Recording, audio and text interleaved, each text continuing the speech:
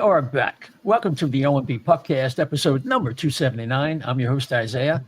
We're brought to you by Flyers, mediocrity.com, Summit Adjusters, Jim South Street, and of course, we're featured on Hockey Hot Stove. Just happens to be the finest hockey forum website out there. You can go to hockeyhotstove.com, stream down. You'll see the insignia for the O&B Puckcast. And when you know it, you'll be connected to all of our YouTube shows. And of course, tonight we are streaming live on YouTube and X and Facebook. And of course, if you're on YouTube, we need those likes. It really helps tickle the algorithm when people are looking for a Philadelphia Flyer podcast, which is what we are, of course. And of course, hit that notification bell while you're at it and subscribe. It really helps us out. And I think you want to keep up with all of our episodes, which have been pretty much weekly lately. So let's go to our panel. Chef B, what are your first thoughts for tonight?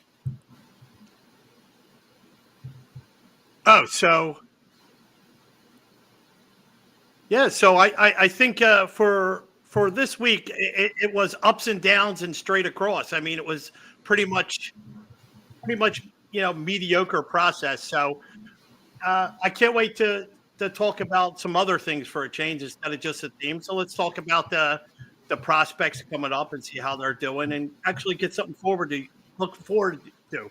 So I think that's it. Okay. Yeah, we are going to take a look at the Flyers prospects and how they're doing almost a quarter of the way through. But before we do that, of course, we have to say hello after a two-show hiatus to the great Dan Silver. How have you been, Dan?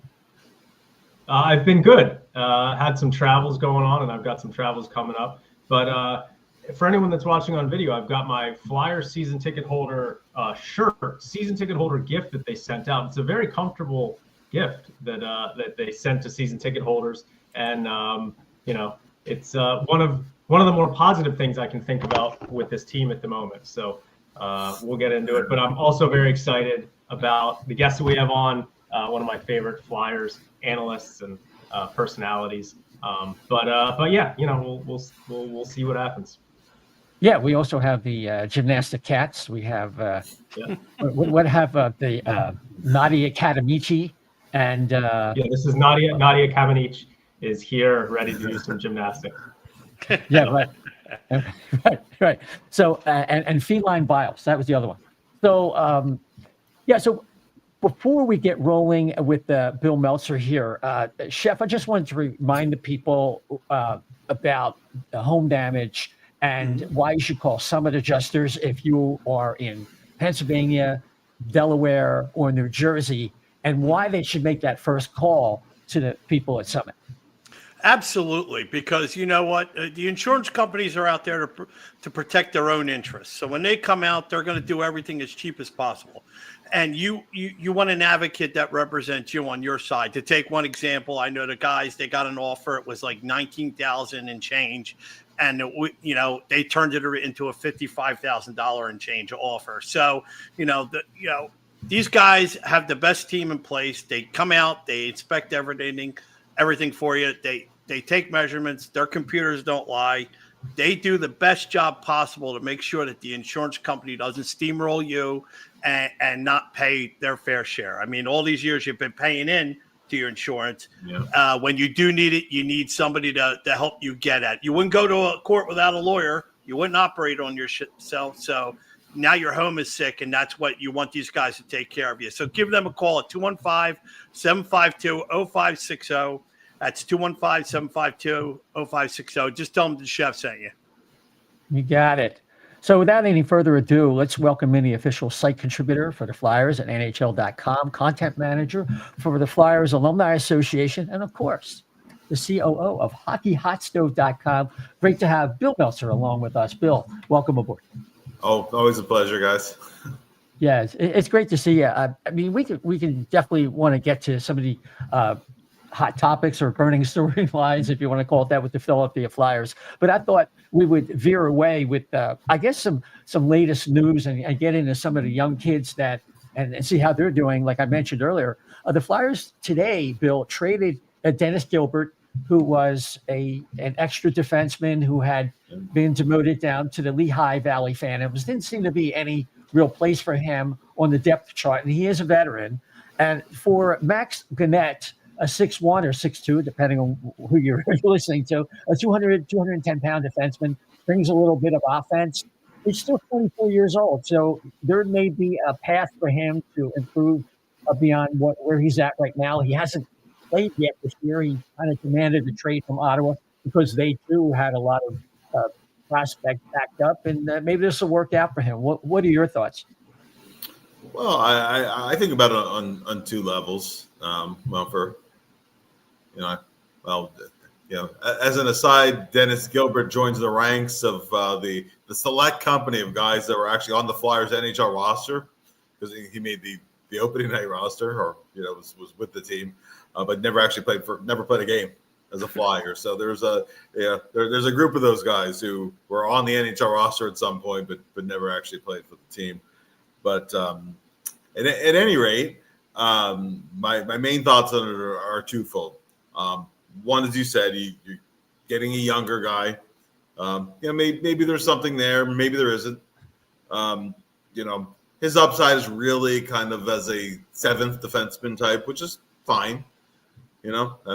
Given you didn't give much in return, the veteran, a 1-year deal, depth guy, that's about what you can expect in return. The other part of it too that says to me, particularly with Ristolainen, now with an actual bit of a timetable, he's expected back in December. He is skating still on his own, but basically on an everyday basis. So there is finally a timeline for him to return. Now, if they need a call-up guy, what that says to me too is that some of the young guys have played well enough that they think maybe a couple of these guys might be viable to call up if you need an extra body. I mean, right now, of course, the Flyers have 8 defensemen on the NHL roster. So, yeah, Chef. And where does that put him in the lines of, like, you got, Zula and, everybody else? I guess do you put him at the back of the line, or does he jump up, like maybe only leapfrog somebody just to see what you have? Yeah, I think he's still behind, a guy like a Grons, right? They just got Kyrou in the trade with Dallas. I think he might be a guy they might take a look at some point.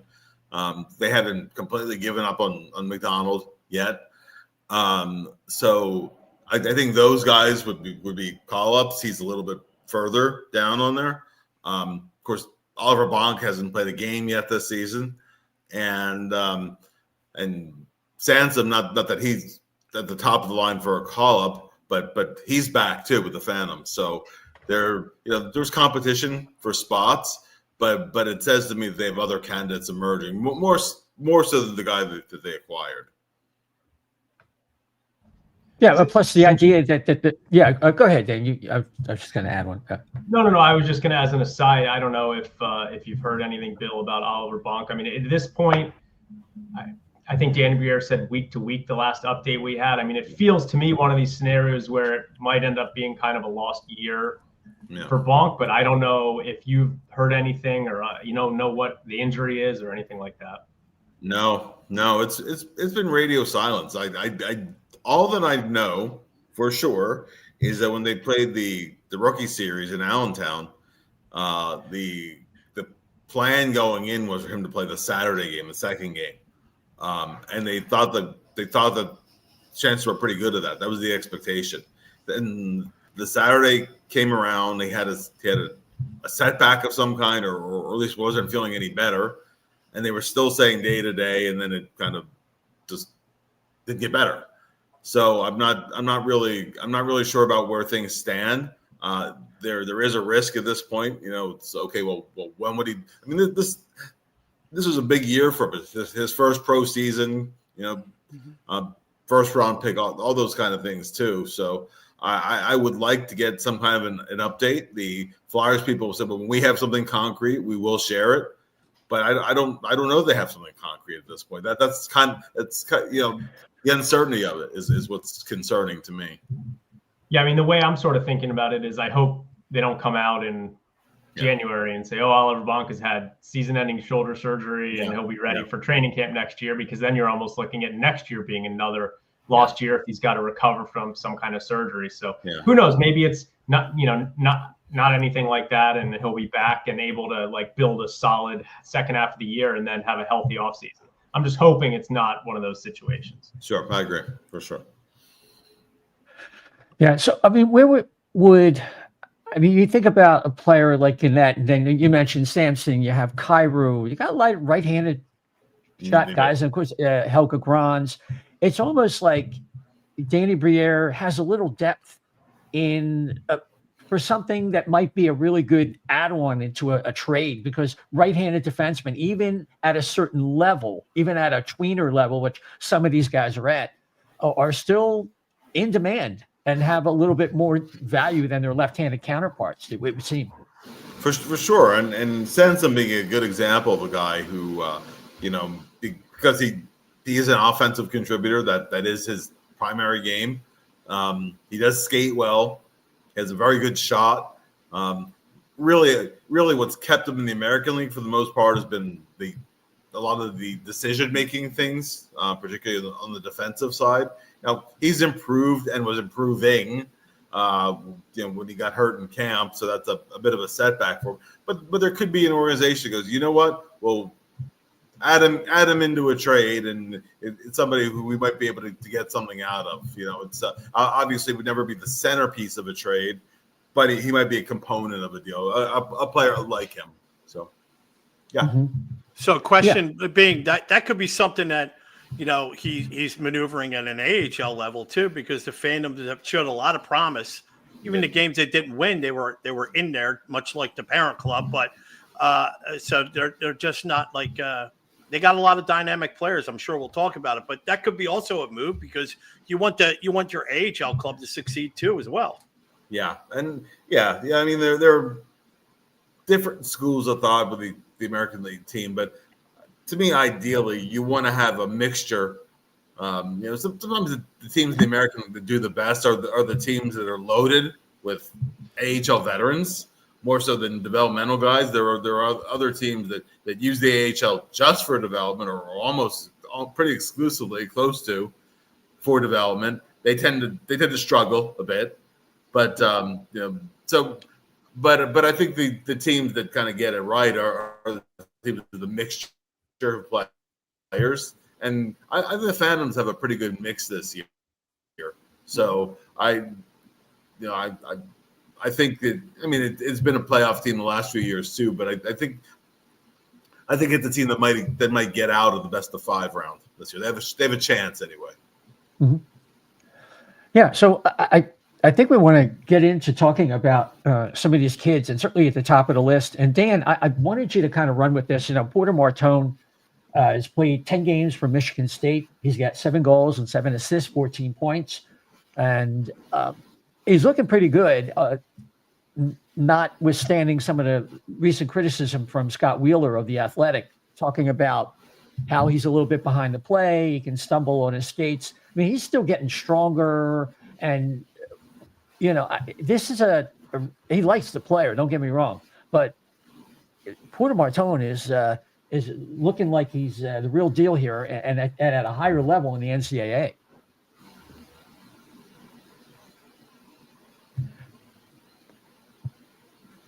Yeah, sorry, my mic was muted. Martone has certainly been one of the highlights of the season for the Flyers prospect pool, no doubt. I mean, Michigan State has just put together a really good team, and they're not necessarily a super high scoring team, but they're just a very solid team. They've got obviously Trey Augustine, who's one of the best goalie prospects in the world, and they've got a big group of strong forwards. Yeah.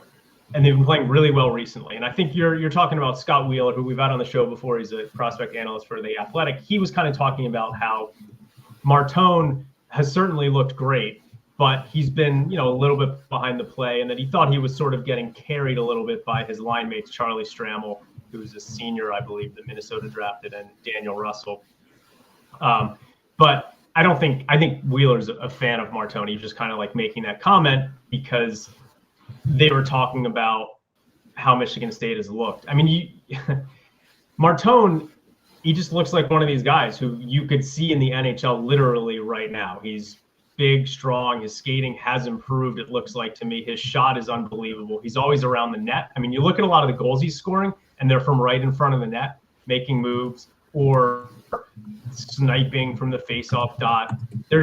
He's a very high-end prospect for the Flyers, and I got a legitimate chance right now to be in the Hobie Baker commentary. I mean, Stramel does lead the team in points, and they're not a super high-scoring team. So there are, a dozen players in the NCAA that have got 5-6 more points than Martone.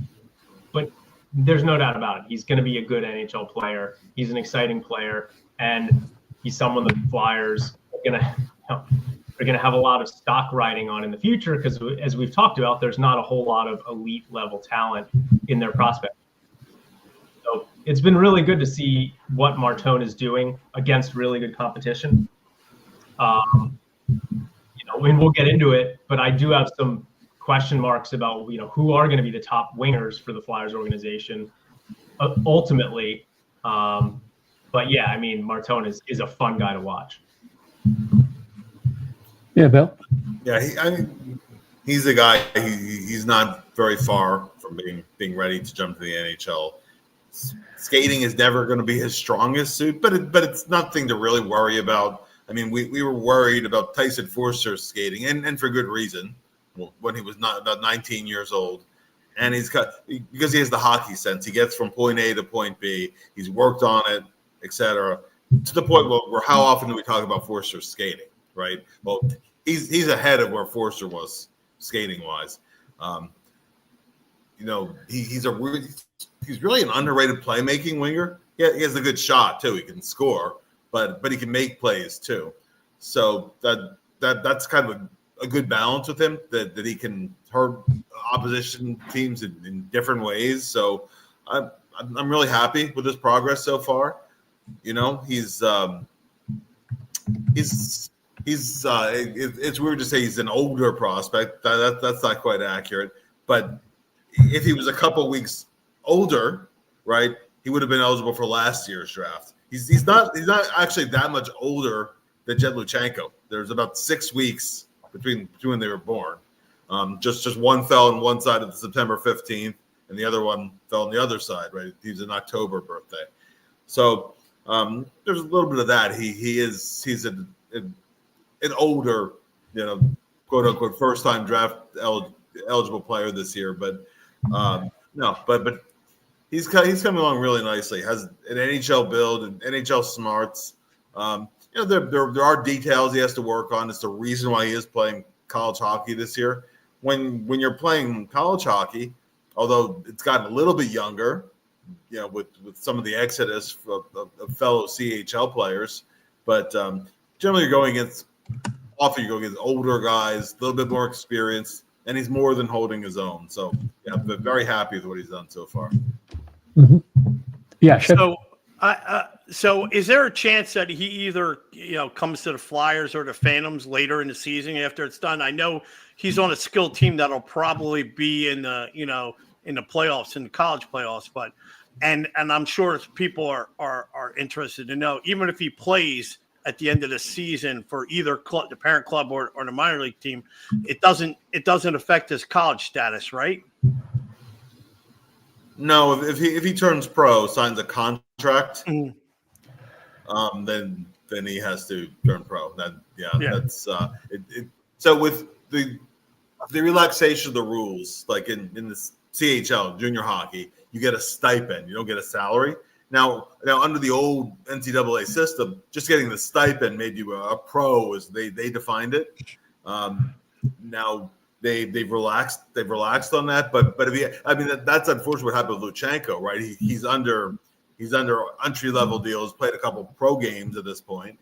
That's why he couldn't go. He could go play college this year. He had to go back to junior hockey. So once you get Martone signed, he's a pro. Gotcha.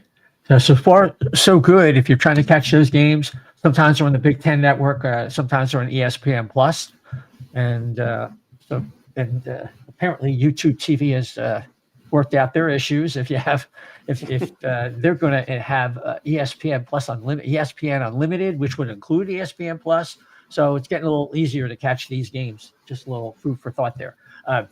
We got to talk about Igor Zavragin, who's in the KHL, playing for St. Petersburg SKA, and rocking a 924 save percentage and 2.48 goals against average. But what's the general thought?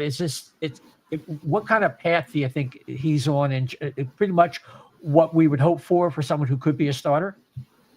Yeah, for sure. He has the tool set of a guy who could be an NHL starter.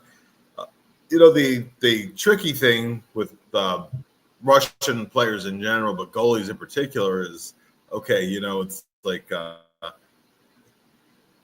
he has to adapt to the way the NHL, the way the North American game would be played.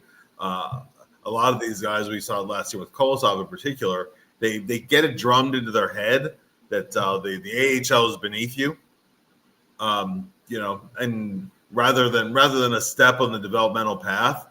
So plus there's always the contractual stuff where you have to basically buy the guy out of his contract. You're making some promises to bring him over. Ideally, because he is still so young, if he could play over there till he's about 22 years old, something like that, that's kind of to me the sweet spot. Because if you bring him over too soon, you have what if you bring him over and he's splitting time in the AHL, not ready for the NHL yet?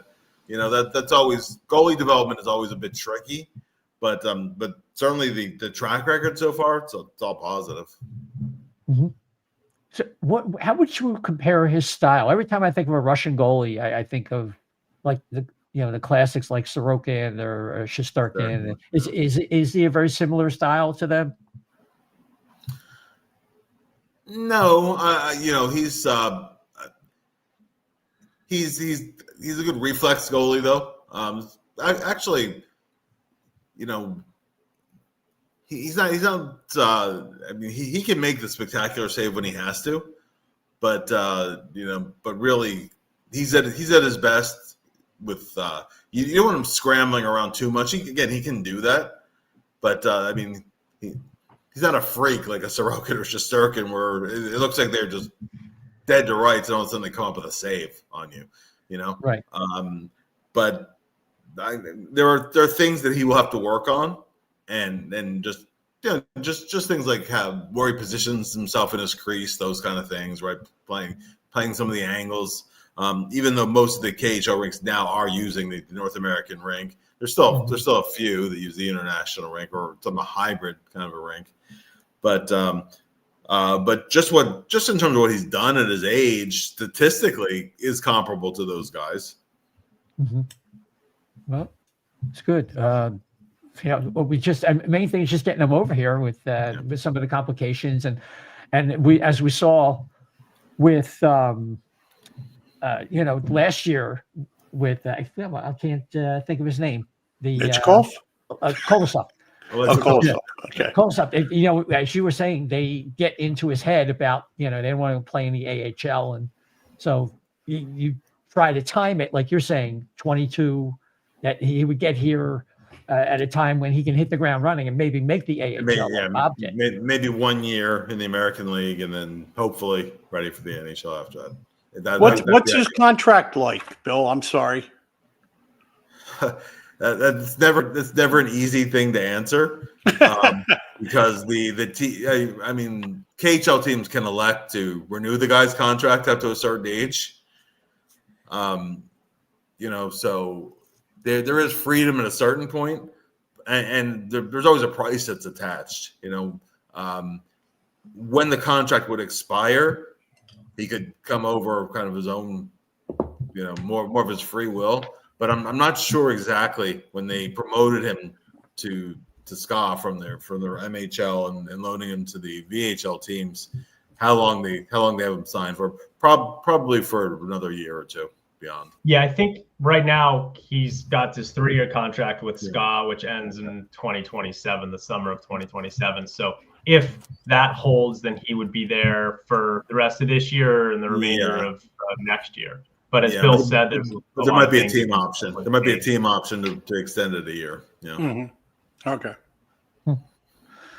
So Jett Luchanko sent back. We all know the story, and nobody really thought he was actually ready, but they wanted to get him trained up. And but there's a lot of talk around him. He's going to Guelph, and he's got 2 goals and 9 assists, 11 points in 7 games.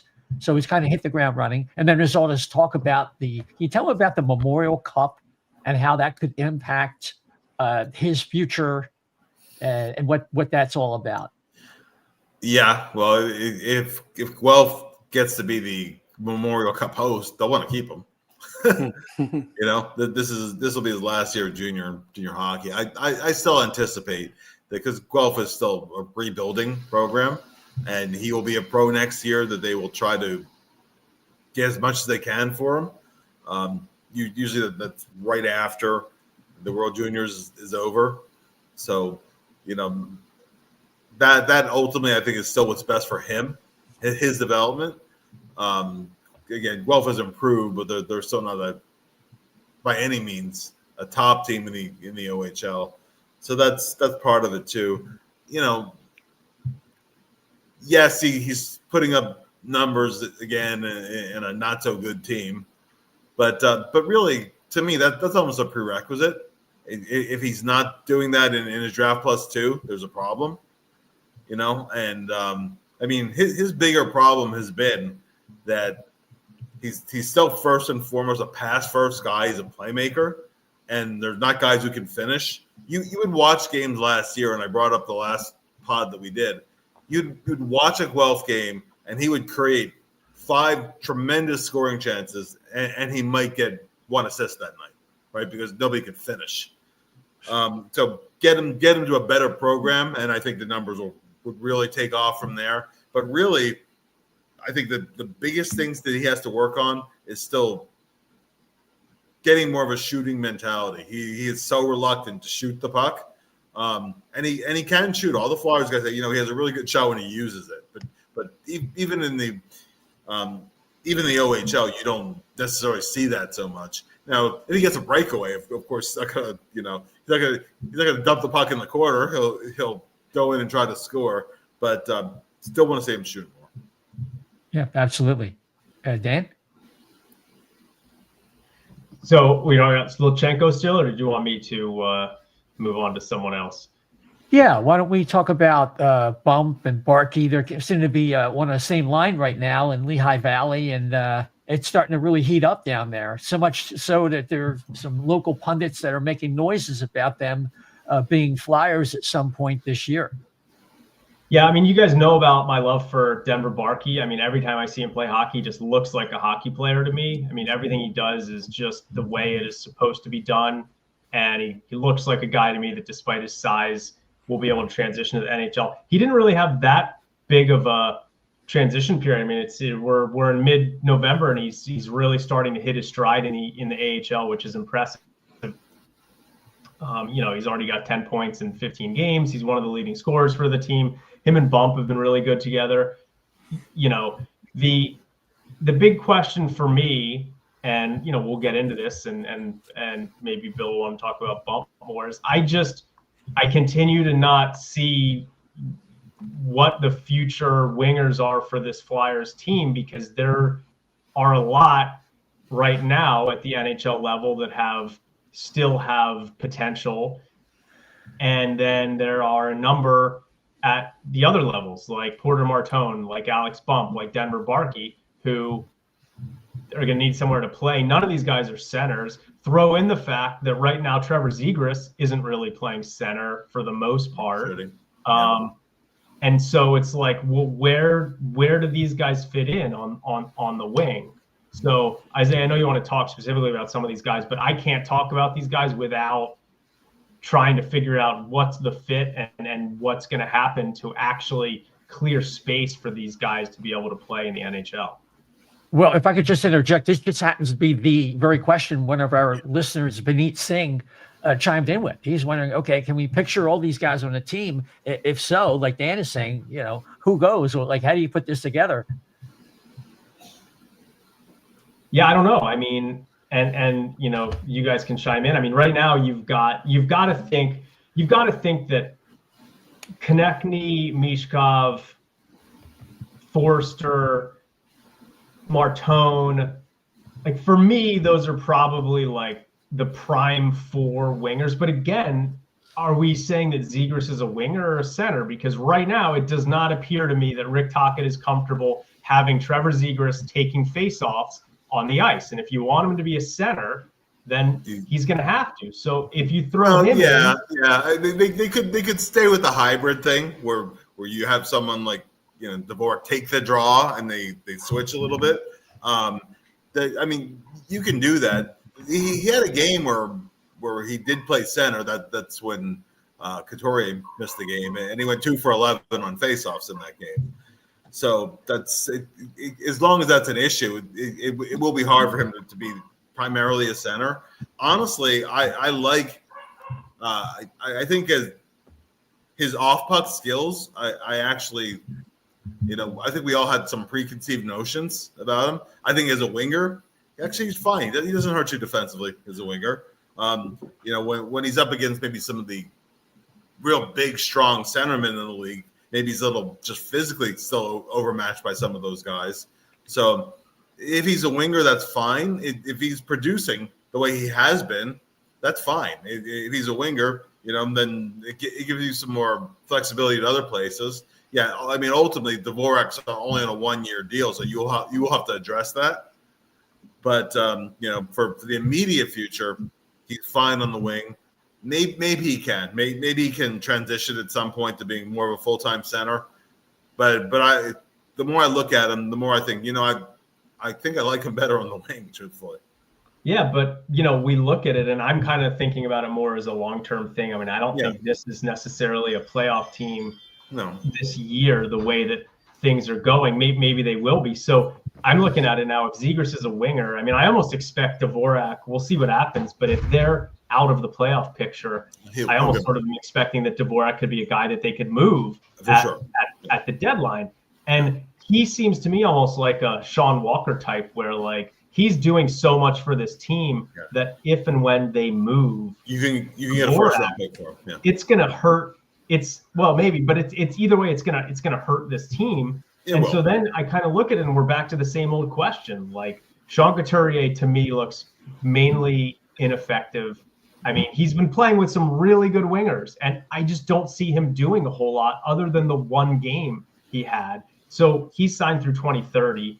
You've got him, Dvorak, and Cates are your 3 centers. So you've got one guy who's ineffective and getting slower and not getting any younger. You've got another guy who might not be on the roster. And then you've got Noah Cates, who I just still think is probably like a good 3rd-line NHL center.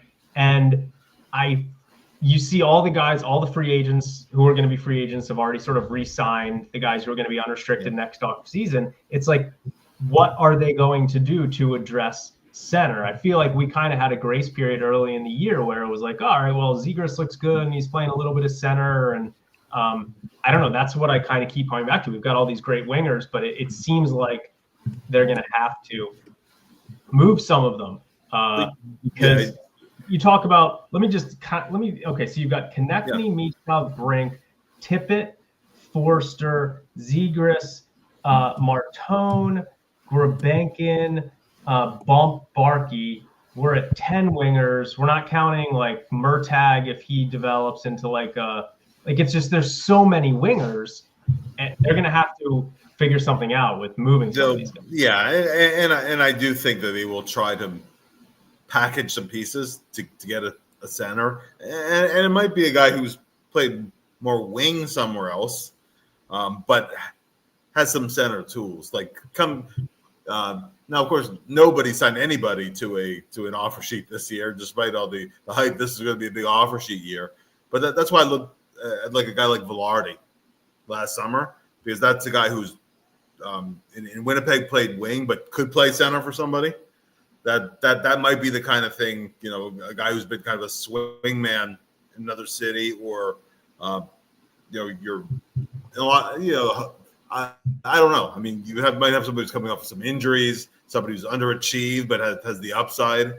I think they will try to work a trade for a center. It's just sometimes that's easier said than done. But as you said, the UFA market, it's probably not going to be there. And development wise too,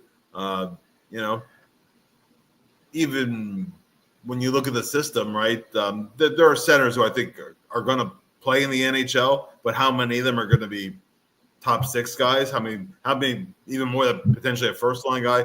They're not really there, right? So you're going to have to work a trade at some point, and you're going to have to probably get a little bit lucky too, honestly. Yeah. If it would seem as if with the way these guys are going, Bump and Barkey, I'm still referring to. Bump obviously is older. He went through college. I mean, if there's going to be a call up, I think they want to see more from his B game and things like that. And I think Tocchet was talking about that a little bit today. But certainly he would be the guy. And people are getting, I think, a little bit ahead of themselves by talking about Barkey, because I think he could have a nice run at the AHL, but NHL, it's a whole different ball game with his strength. Yeah, but where do you play him too, right? Is Exactly. that because Bump to me has to be a guy who plays in the scoring lines. Barkey is a guy who I think developing the way he has so far, he might be a guy you could plug him in just about anywhere. He could move up in the lineup for stretches. You could put him, being a speedy fourth line guy who could also contribute some offense. But again, you could slide him up when you need to. Whereas Bump, if he's going to be successful and he turns out what you project him to be, he has to be a winger and somewhere in your top 9. Ideally even in your top 6, but that spot isn't there right now. You have to start out in the top 9. Well, okay, where's the spot for right now?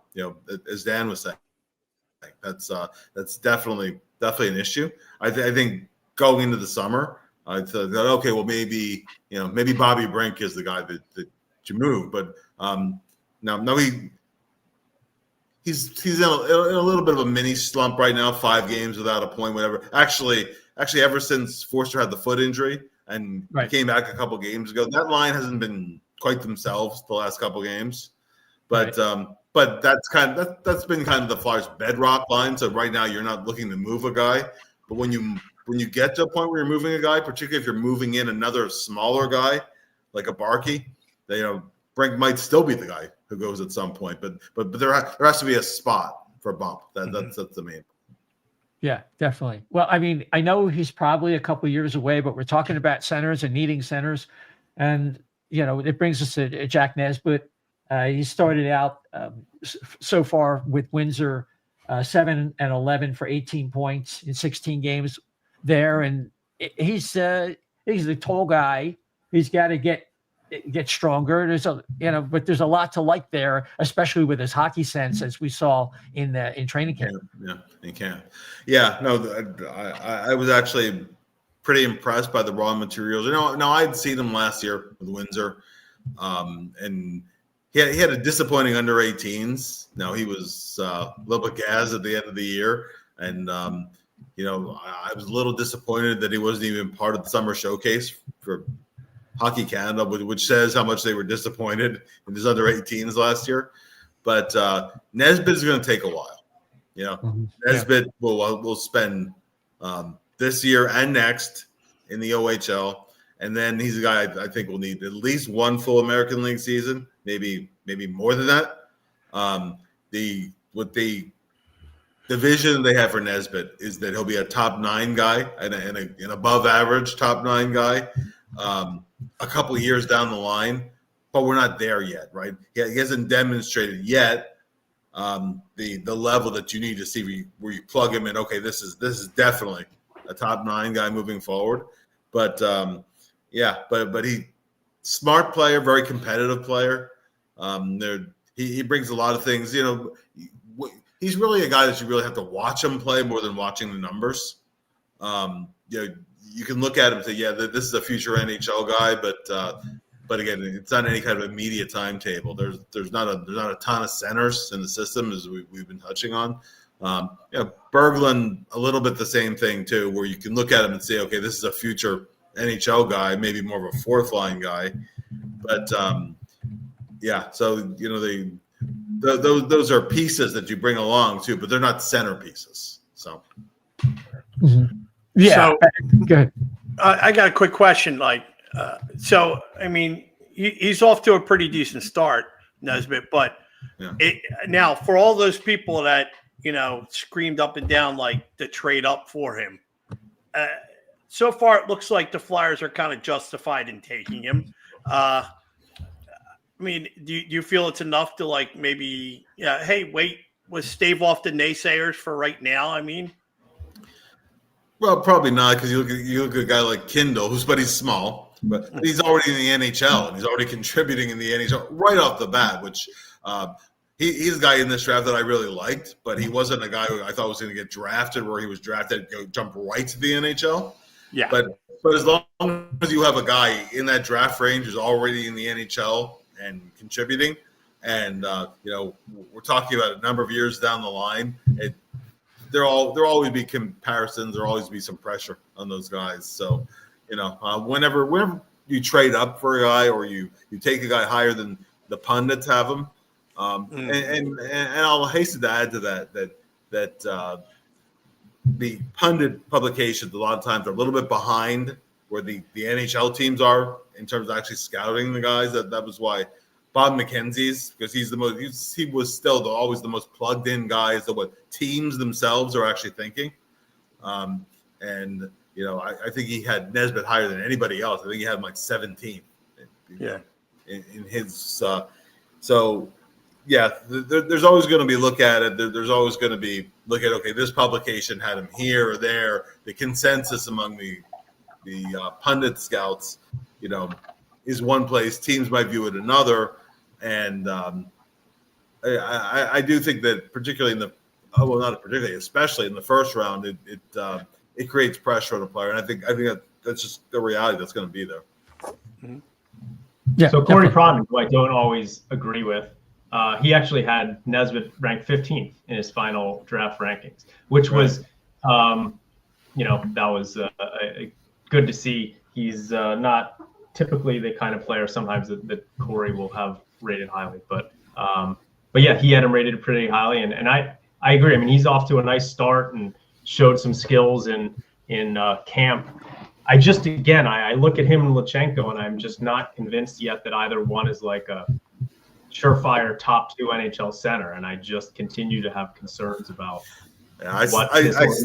We discussed this the last time. I still see Luchanko ultimately as a good 2. You do. I think you have to have 3 centers though, but he's a guy who could be a 2 if you have guys who can finish, because he's a very good setup guy. I mean, he's very, very clever passer. So I think he'll get there. He's going to have to introduce some shooting into it. If you've got a guy that is always going to pass it, then Braden Point wouldn't be nearly the guy center that he is if he wasn't a terrific shooter. If he didn't keep teams honest, there's not very many centers who can be Adam Oates. Right, I was just going to mention him. He's the only guy I can think of. He had 15 goals and 80 assists or something like that. Yeah, I mean, and he's not going to have that. And he's not going to have that many, like Adam Oates kind of levels of assists. So he needs to keep defense a little bit honest, and that'll open up other things for him. He definitely has to work on the shooting mentality. That's a mental thing more than it is physical. So, well, should we call Luchanko young? Should we call Luchanko young Cy instead of Cy Young? Go ahead, Jeff. Yeah. Hey, question: since we mentioned Berglund and you got Rohannon.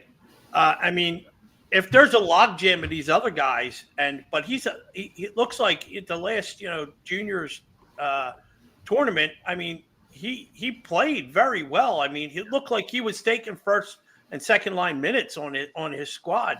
And now does he get relegated to almost an afterthought at third or fourth line center? If this just say Luchanko hits, and then you got Nesbitt and maybe Berglund or whatever with their centers, all of a sudden, we got, it looks like we got a whole bunch of 2s and 3 centers, and if we're worried about size and height, like the club is talking about, Where does that put Rohan in? Because he's a bigger. I didn't realize he was that thick and that big. Big boy, yeah, big guy, yeah. And he can skate. I would put him more in that. Yeah, I have him more in the third, fourth line center realm, but there's opportunities, right? Because nobody's jumping out to that point where, maybe he opens some eyes. And he's a smaller center, but a center, Cole Knuble. And he'll be a pro next year. Flyers do, as I understand, plan to sign him. Now, again, he's not he's far from the biggest prospect in the system, but that's another center in the system, and they do see him as a center, even though he's on the smaller side. So that's another guy probably in the third or fourth line kind of realm. So they have a decent number of those guys to where a couple of them, one or two of them, should pan out. But back to again, who's a true number one guy, who's not just a potential maybe two, but is a solid. Okay, this guy's a 1-2 for sure. It's not there. Yeah, and Berglund seemed to take a step back. He had 15 games with no points at the SHL level. Yeah, he was playing about 6 minutes, 7 minutes. Yeah, okay. So that's a lot of times in the SHL, some of those leagues. It's like, well, where do you play? Do you loan him to a team in Allsvenskan where he's against lesser competition, but he'll see more minutes? There's nothing left for him to prove at the junior level, so it's either Allsvenskan or SHL. In SHL, again, you're playing him on the fourth line. He might even be your 13th forward. So it's you can dress an extra guy. So it's it's not always apples to apples going by the scoring numbers for those guys. Right, sure. He was terrific at the summer showcase, and he will play one of the upper line roles in the World Juniors. That's really, as long as because last year he had an injury, but as long as he avoids injury, he's pretty much a lock for them. Want to see where he plays against players his age, how he performs, and that gives you a little better sense. But but again, I see him as a third or fourth line guy ultimately still. And he should be a pro. He should be in the AHL next year. Do you think? Potentially, yeah. He might spend one more year in the SHL. Maybe one of those things where you sign the guy, you loan him for another year, okay, and then bring him over the year after that. But but I do see him coming over, playing for the Phantoms, and then you see how he develops. Gotcha. Now, let's talk about a guy who is a pro body already, even though he's only 18, 6'1", 200 pounds. Jack Murtagh playing at BU, 12 games, 3 goals, 3 apples, 6 points, and he's had some pretty good moments. And some kind of highlight moments, honestly. Yeah. I mean, he's looked really good. He can play center or wing. I do think he'll be a winger ultimately in the NHL, but when I could see why he got picked in the second round. The U.S. national team last year was not their best year as a program, but he was a pretty solid guy for them, and I think he's been without getting a lot of fanfare, but he's been I think a pretty pleasant surprise so far in his freshman year. He is a guy that will probably, I'll say 3 years of college before he turns pro. But that's a guy who I look at and say, yeah, he looks like a guy who's on a pro track at some point, and it's been actually kind of quietly impressive so far. Good. It looks like Spencer Gill he's out. He's injured. Yeah. And Carter Amico, Carter Amico is a project. He's coming off that kneecap operation, and so he's just getting started. Where's he at? He's at BU, right? Yeah. Or is it BC? He's another BU guy. Yeah. Okay. BU.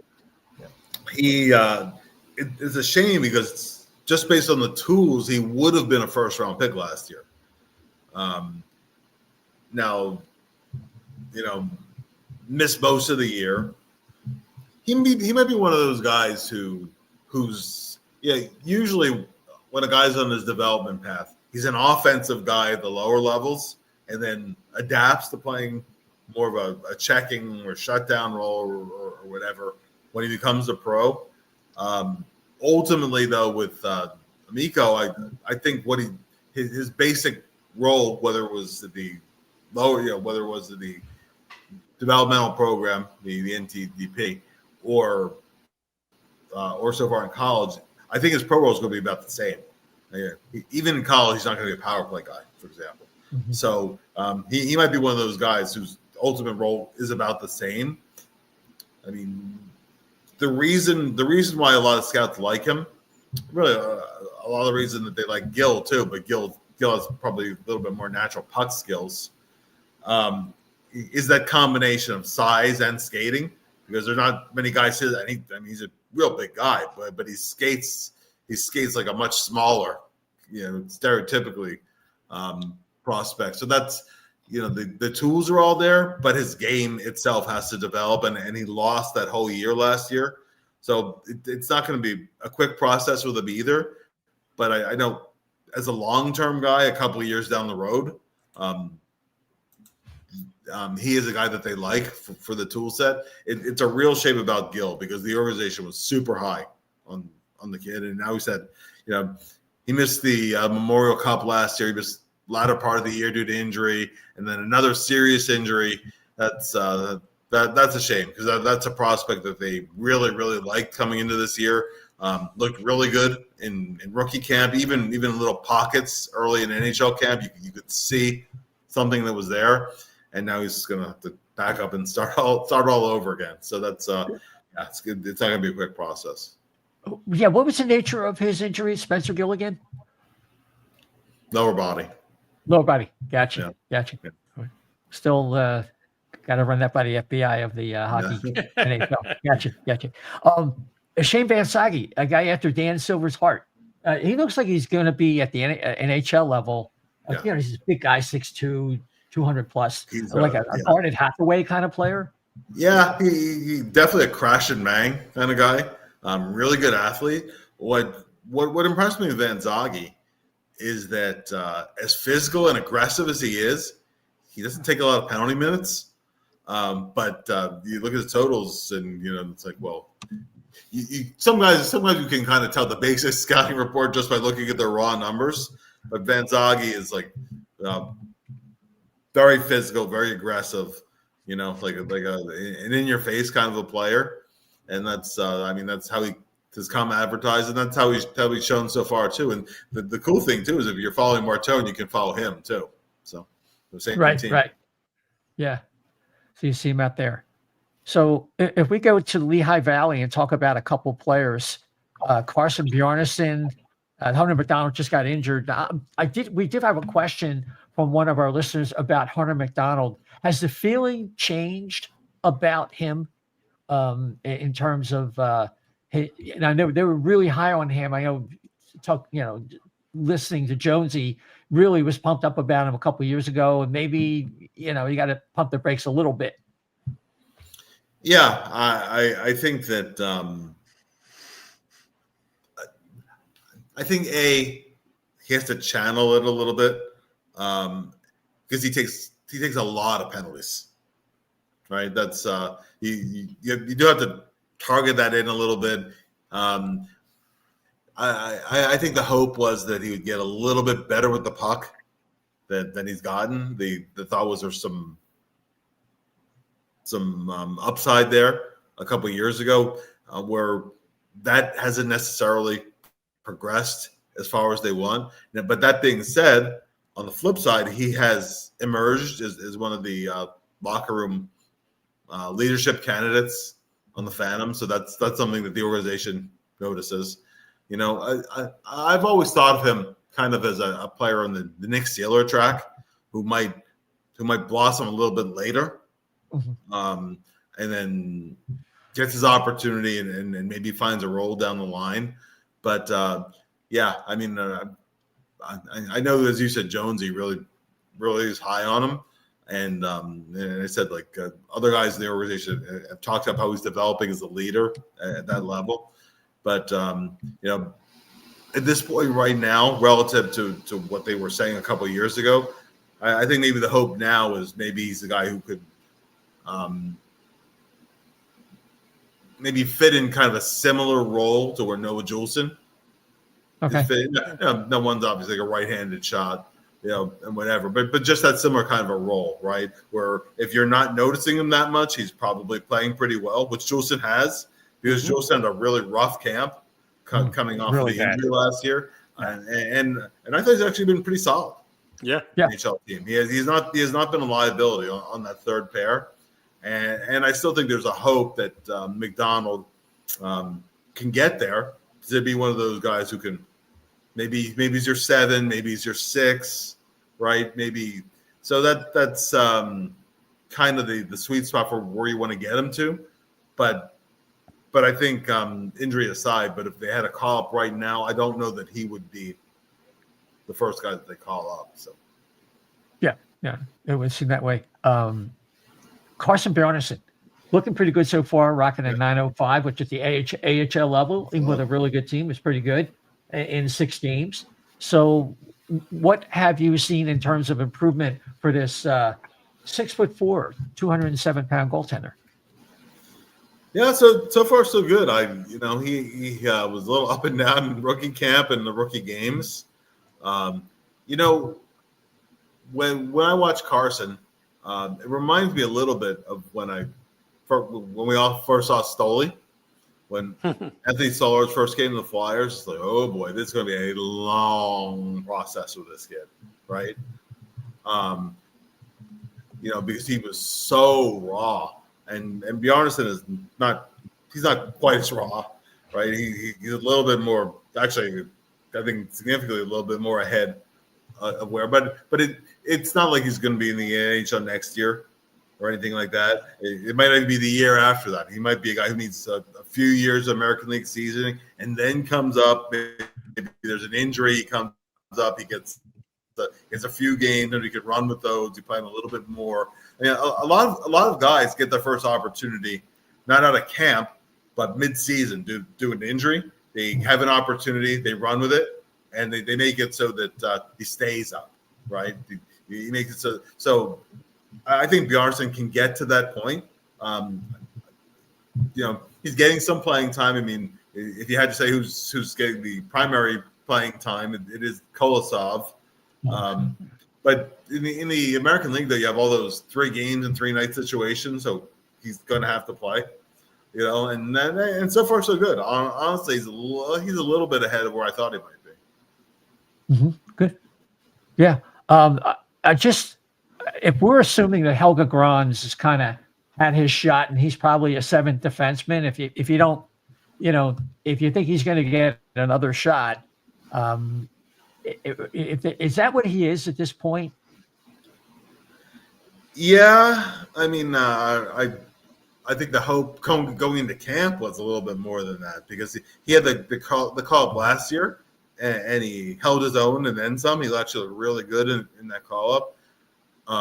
Then he had the opportunity in camp, and he had a brutal training camp. He got in his own head. He was maybe putting too much pressure on himself or whatever. But the fact that he was, and of course he had to clear waivers, but he went on waivers as early as he did. Right, that he wasn't even a thought of making the NHL roster. So right now he's, and then I think the biggest thing with Gron, it's decision making and hockey sense, because all the physical stuff is there. He's a really good athlete and a bigger guy and a right-handed shot. So maybe he gets his in-season call up at some point. We'll see what they end up doing with Yinning, and Yinning outplayed him in camp, and Yinning deserved to beat him out. But Yinning right now is kind of their 8. So yeah, he hasn't played in a month, right? Yeah. That's obviously not a secure spot on the roster. So there's competition there. So even though one guy might start in the NHL level, and another guy starts in the American League, that's an ongoing competition over the season. So I really want to see Grons step up to where he goes, hey, like call me up, right? Like we can't hold this guy down. Yeah, He hasn't done it. So Right. I'm a little underwhelmed, but what I've seen from this year. But when you talk to a guy with the physical tools or the right-handed shot, whatever, I don't write him off yet either. Gotcha. So you said the Flyers are going to probably sign Cole Knuble. Does he have a realistic chance to be an NHL center? Yeah, I mean you don't have to be the biggest guy. It helps. You know, I know his skating's really gotten a lot better. it's gotten a lot better. Very smart player. A lot like his dad in that, right? Now he's smaller than his dad because Mike Knubel's a pretty big guy. Cole's not the biggest guy, but one of the advantages in playing the collegiate game is that you have all the extra time in the gym, so many more practice days during the course of the week. He's become a really good hockey player. He flies under the radar. I do think he has a legitimate chance to see some time in the NHL, and I hope for his sake, it's not the way his dad did it because. His dad was a late bloomer. Yeah. Yeah, because Mike did not become an NHL regular until he was 29 years old, and if you look at guys with the fewest goals in their 20s, with the most goals in age 29 and older. Mike is right near the top of that list because he really became such a perfect complementary player, complementary winger. First of all, with Boston, then with the Flyers. Whether it was with Joe Thornton or whether it was with Peter Forsberg and Simone Gagne, but he was the perfect role player, for the spot that he had. But the way that the system works is, if you're not blossoming until you're 28, 29 years old, you're in your third organization by that point, right? So I'm hopeful Cole can actually progress a little bit faster than that. But yeah, if we were doing anything to name an under the radar guy who has a chance to play, I put Cole on that list. And Max Vestergaard, who's picked this year, he's been really, really good in the SHL, and nobody talks about him. Yeah, we just had a question for Vineet Singh that he was doing well there, and so you mentioned him, and what attributes is he showing that belie his draft position? Well, he's a smaller guy, but you know who he reminds me of quite a bit. Saw a little bit in camp, seen a little bit when he played for the Finnish national team. Who he reminds me of, and I mean this very much as a compliment. Okay, Pierre-Edouard Bellemare. That's who he reminds me of, because he has that drive, and he's not, even though he's not a big guy, like he will mix it up and compete with bigger guys. And Bellemare was an example of a guy who, at every level but the NHL, could score. Like he was.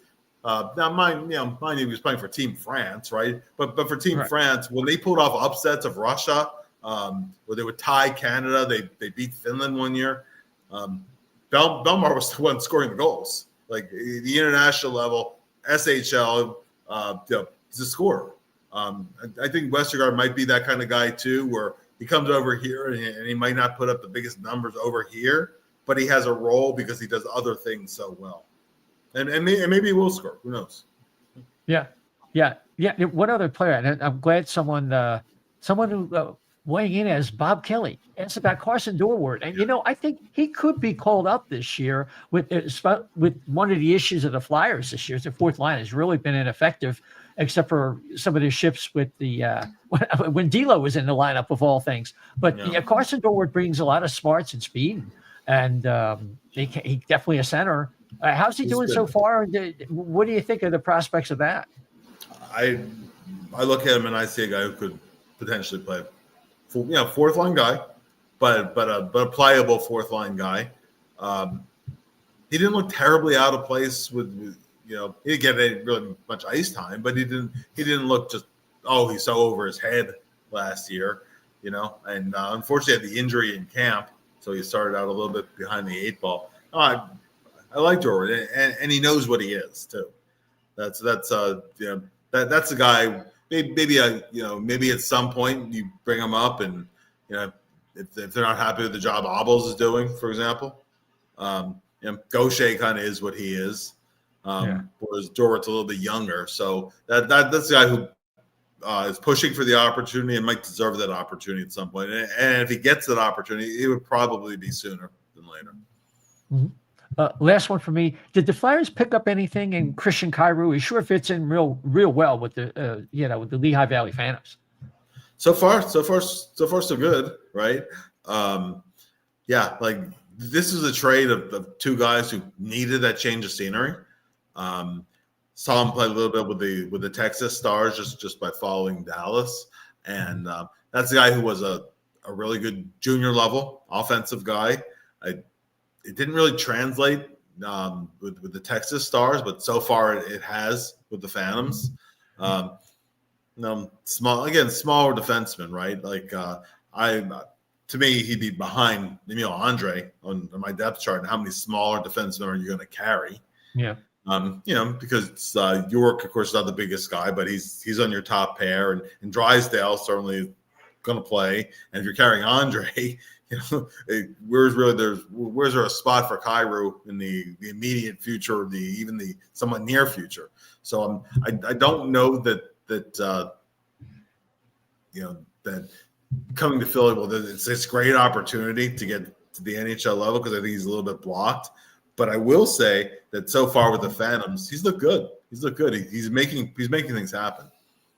Yeah, I mean, with all these defensemen, it's like not only 2 but 3 or 4 Spider-Man, pointing at each other. If you're familiar with that GIF, but they're all the same guy on the different levels, but very similar players. So, Bill, we don't want to keep you all night, but we didn't want to ignore the team at hand. The parent club.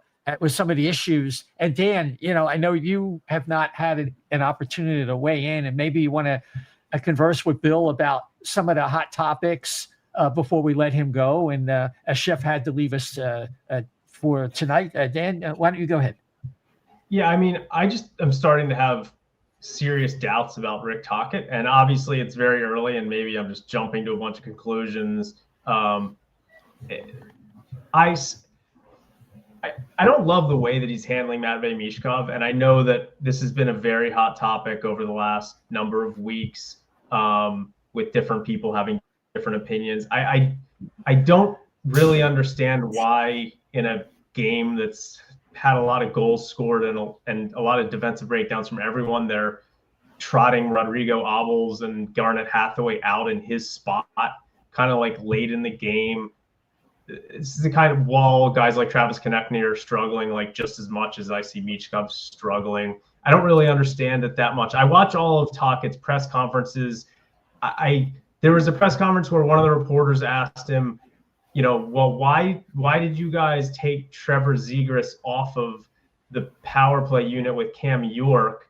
Like 8 of your 9 power play goals that Zegras has scored have been on plays directly from York, and Tocchet was like, really? I'll have to look into that a little more. I'm just starting to have some doubts about how sharp or smart or creative of a coach he's going to be.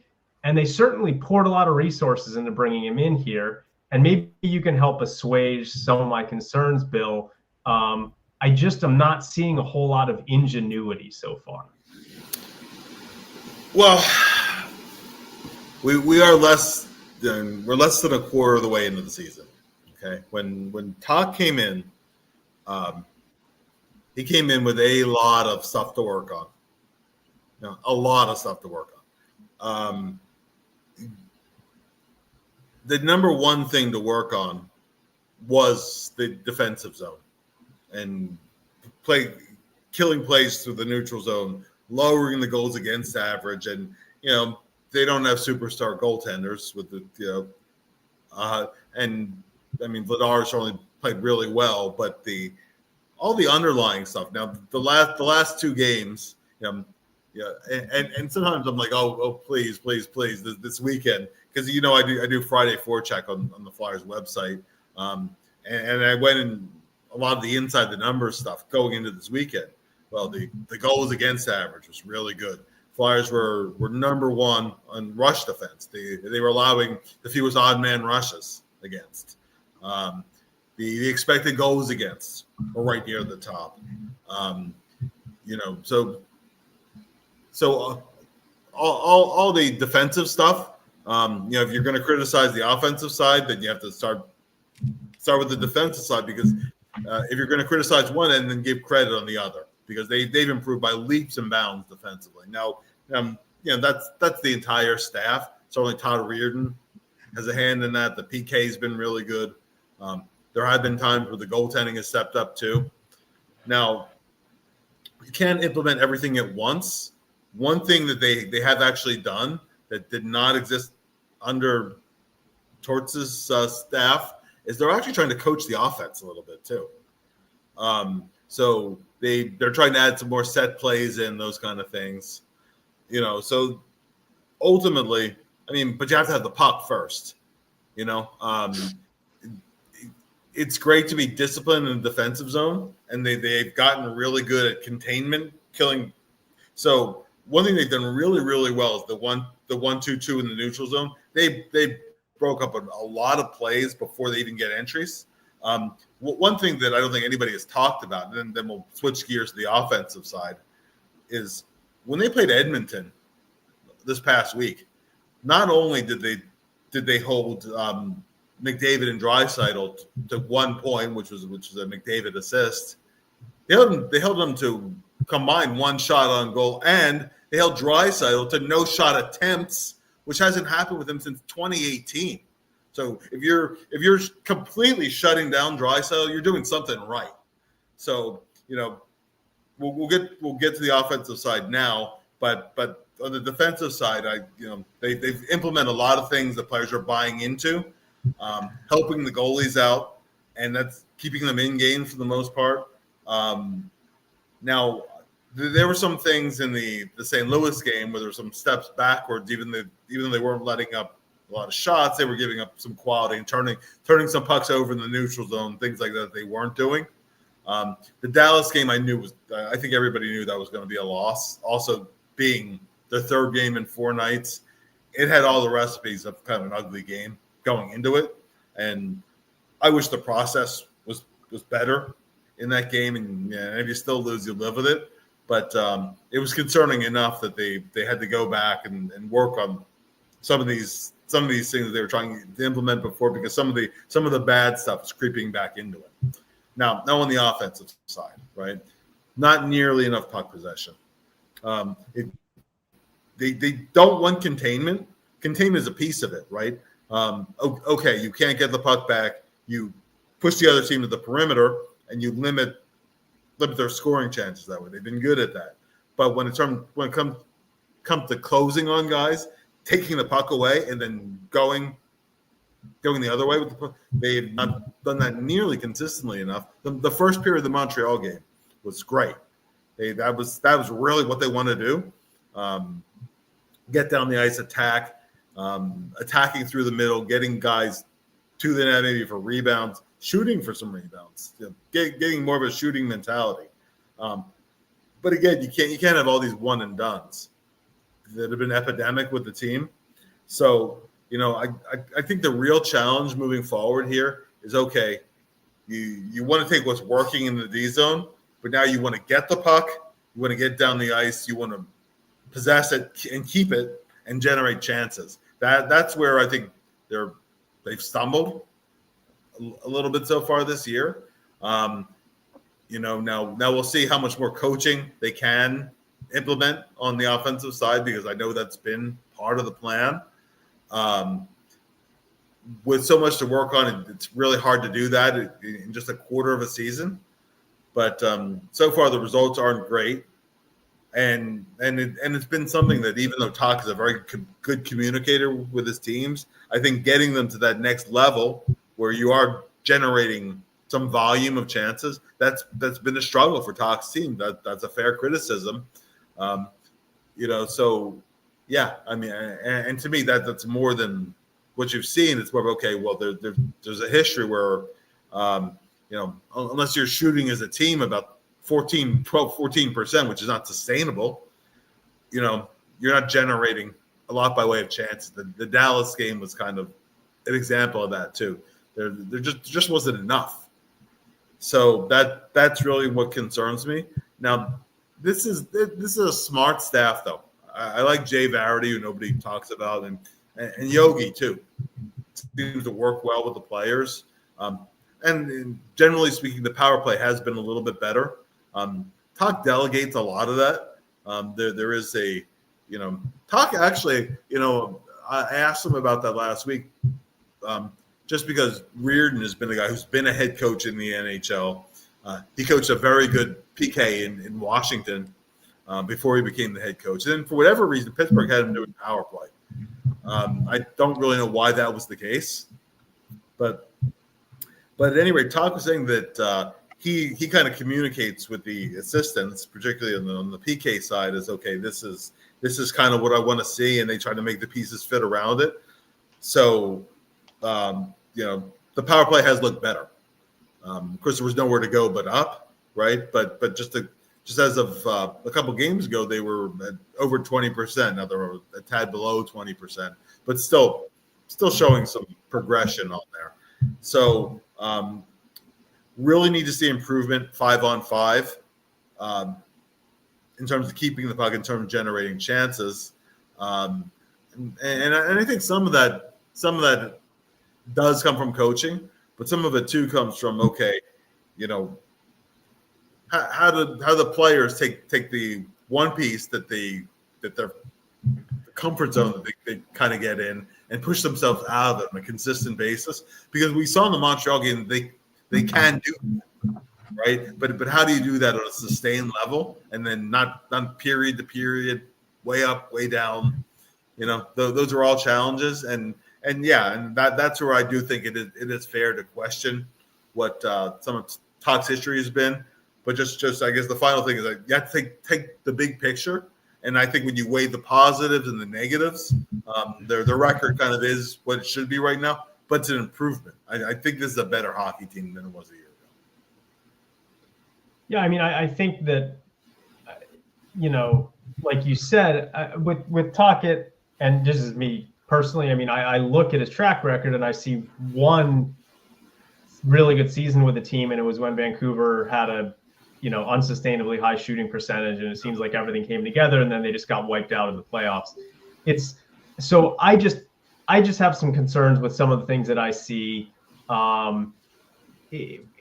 Just that, I don't know. It doesn't seem to me. I still don't understand why this coaching staff sent Emil Andre down at the beginning of the season. Like, it was so obvious to me that he was better than the guys they were putting out there on the third pair. And it's one of those ones where I had, people on social media, well, they're smarter than you and they know this and they know that. Well, no, clearly Andre is one of the better defensemen on this team. He certainly should have been there from the start.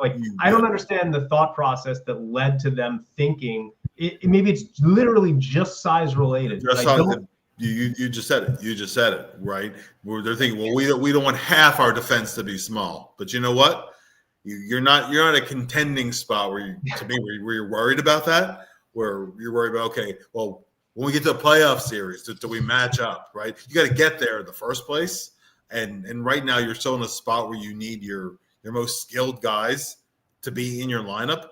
Now Andre's getting a chance to run with it. And so far, I think he's done pretty well, honestly. So I think he will see games, but as to why they did it, you hit the nail on the head. They didn't want to go too small, which again, I get if you're a contender, but when you're still building, to me, you're not at that level yet. We're going to worry about, okay, are we big enough? Yeah, I mean, some of the positives from early in the season are obviously Dan Vladar, but I don't know how sustainable that is. I mean, I was a huge fan of his when they brought him in. He's playing at like a Vezina level if you take 2 games out of the equation. So it's like, I hope, I still think he's going to be a pretty good goalie for a few years to come. And then Cam York, Jamie Drysdale, Emil Andre, those have been some real positives from this year. We talked about Noah Julesen's been a lot better. Sanheim's obviously a good defenseman, so no issues there. I just have some concerns with the way he's managing ice time for guys like Michkov. There's some games where they've gotten power plays late in games, in tie games, and they're not putting the power play unit out there to start that's got the guys who are hot in the game. And it's just some things that I'm kind of like, I don't know. I'm just not sure of the level of immediate intelligence that's going on during these games. But I also understand what you're talking about. We're a quarter of the way through his first season. Really want to give time, and obviously he's going to get plenty of time. I mean, he's the coach here for the foreseeable future. Yeah. So we'll see how it plays out. I just wish that there was more of a track record of the things that I want to see that I'm sort of relying on to happen ultimately with this roster. Yeah, I agree. No, I'm not one, and never really been one to obsess over any player, specifically his ice time. But with Michkov more, it's as you said, some of the late game situations where if you're tied or down a goal, want to see him there because he could create something. In overtime situation, he had several overtime winners last year. Flyers don't have an overtime win yet. All their wins after regulation have been by shootouts, which that's been nice to see, right? But if you had to go past regulation, I want to be able to win some games, in the 3-on-3s. So that's something definitely want to see. I get about the conditioning part of it, right, which was legitimate, and Michkov definitely did not look very good conditioning-wise in camp and playing catch-up. But it worked to their benefit, actually, how much time they've been at home and how many early on. So they just played their second 3-game and 4-night special, 4 segment rather. But they've had a lot of off time. And this week is another time there's some off time. Now, I actually think it's a positive thing that Michkov he's done the work, right? He's gone and he's taken extra skating.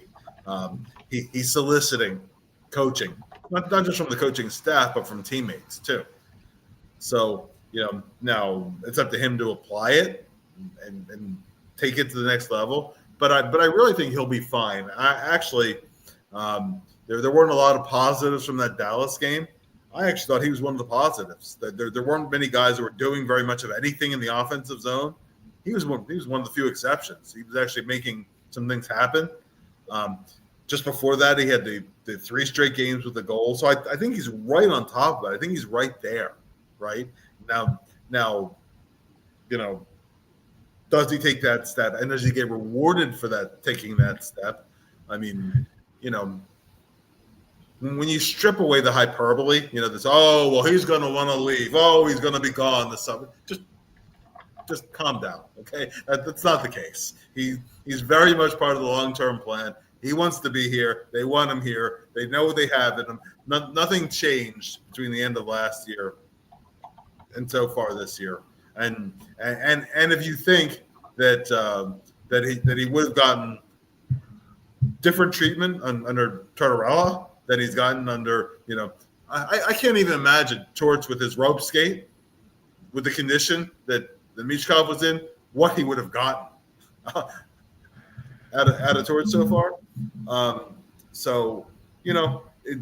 It's a challenge. It's something that he's still not quite where you need, but I think he's close to it. Now if he takes that step and he's still getting the equivalent of about third line ice time, even when you factor in power play, even when you factor in games where you might only have one power play or whatever the case might be.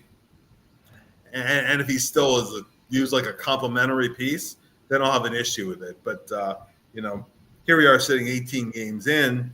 I'm not gonna panic over it at this point. Yeah, I think the thing with Michkov, and I was watching the Dallas feed, and obviously that game was a mess in every respect. It was probably the least competitive they've been, if I can recall, so far this season. But they were against a veritable all-star team too, even without Thomas Harley. I mean, Dallas looked like the best team in the league. But Darryl Ray remarked at one point about Michkov Like, and he asked him, and Dower, I think he's very objective. That's a very good broadcast. I'm sure you've seen it. One of the Yeah, best. No doubt. they really are good. And it was funny. It had Ralph Strangis on. I'll just divert for a second. And the guy that replaced him is a very similar style.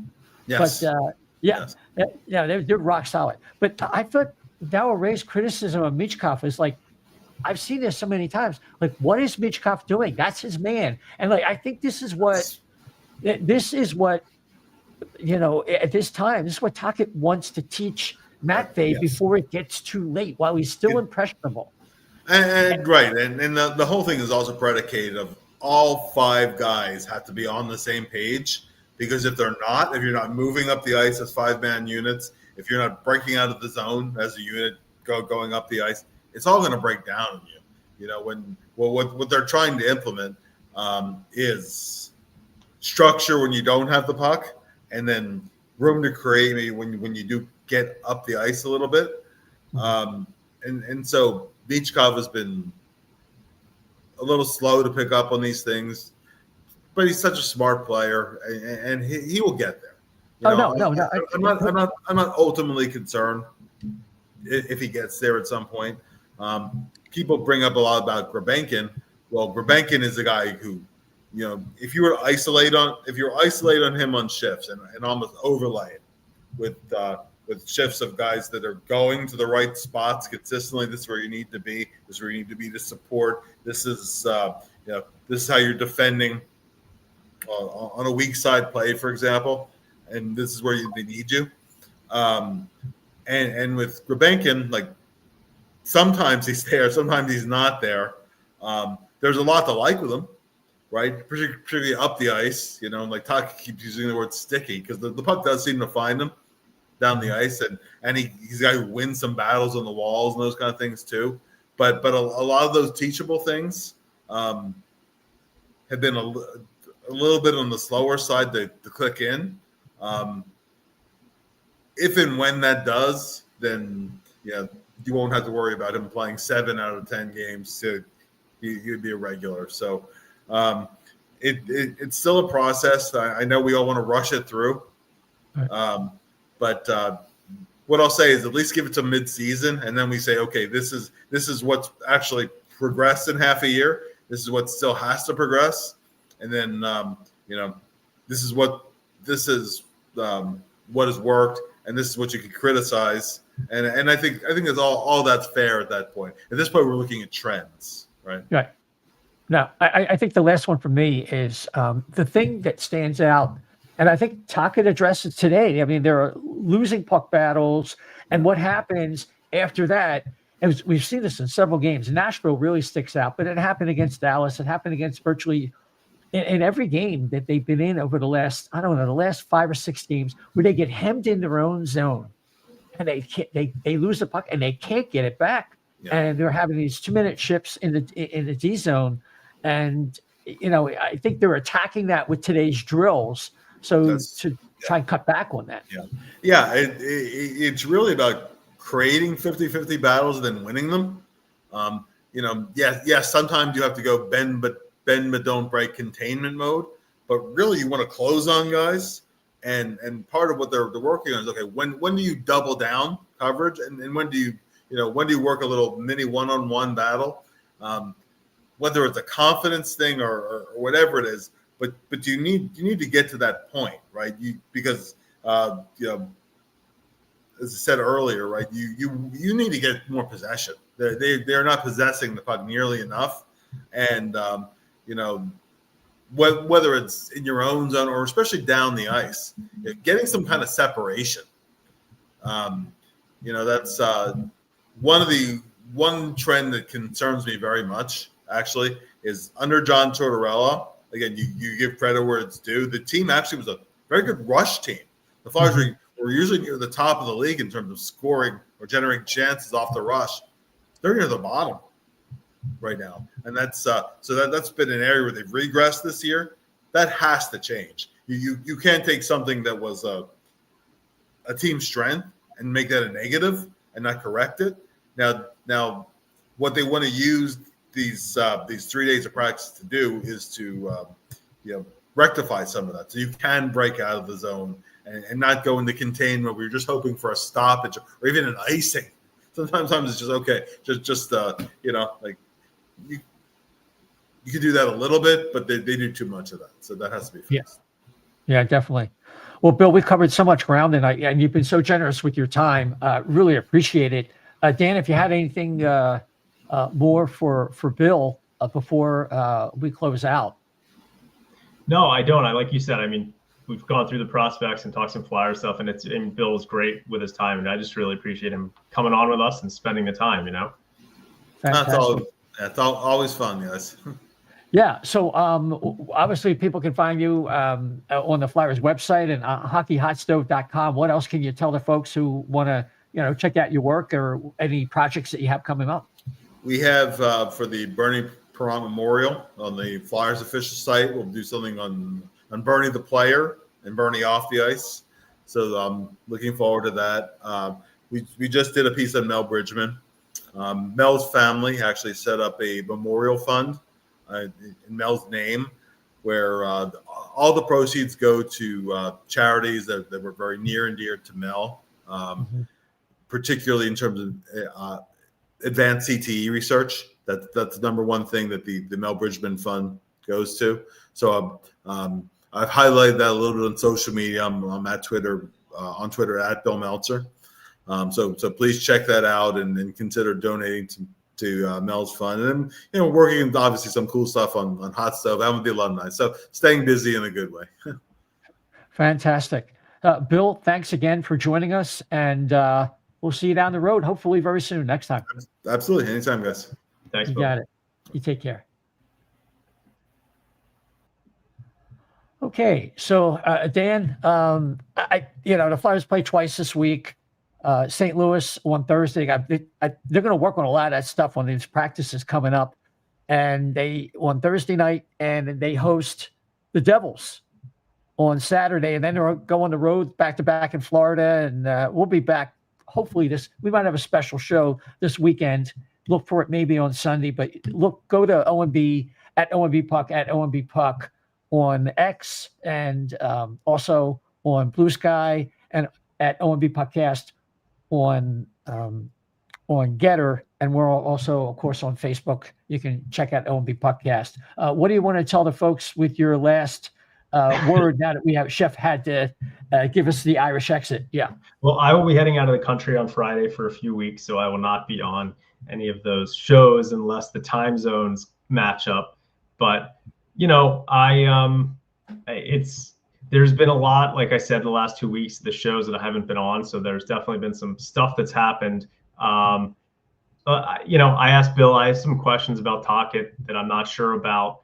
I want to see what happens with Michkov. You got this interesting dynamic where they picked up Michkov's sticks and equipment at the airport, and they've basically been telling us he's the savior. And now we've got a situation where, Rodrigo Abels is substituting for him late in games on his line. I mean, it's just all a little strange to me. So I guess we'll kind of see where it goes, but we'll see what happens.